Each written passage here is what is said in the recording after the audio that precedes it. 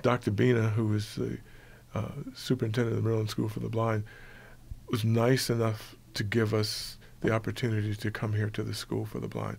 And it's so neat because I'm back to where I started as a kid. You know, started in kindergarten.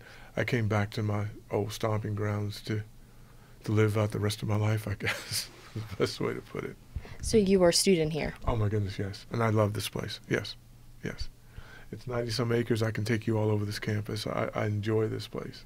I started selling high-end stereo equipment for International Hi-Fi, which was a stereo store years ago, and radio was my thing, and I just got the opportunity to get into it, and I've hung in there ever since 1980 because I really love audio equipment and punching buttons, and blind people like to fiddle with buttons. The first thing blind people do is touch buttons that they're not supposed to. I mean, when I was here at school, I did some things that I shouldn't have done. I pushed buttons on equipment, and I think I did things that I shouldn't do years ago by just turning knobs and things like that. Because blind people love, I think I turned the heat system off. I turned off the electric in the building one time. So, I mean, you know, we like to fiddle.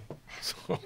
I had heard about it, I think, on WJZ. It was Dawn and Marty in the morning. And then they talked to someone else. I thought, I just need to give this a call. I've read for various things since high school, prose. Yeah. And I feel like I'm paying it for. I'm legally blind without corrected vision. So if something ever happens, then I lose it. I want to pay it forward and make sure this is in place. So if I need it, it's going to be around. I'm an actress as well. I was a music, theater, and English emphasis in humanities in school. So I've always read. What do you have in this room?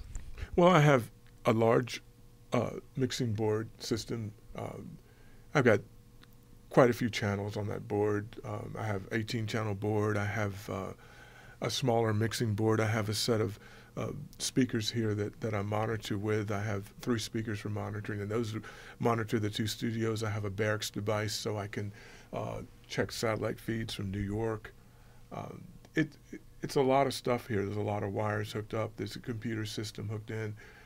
Everything's hooked up with either 1/4 inch or XLR or RCA plugged into the board, and everything is programmed. There's no braille on the board. I do everything by memory, and I teach people to do things by memorizing the board.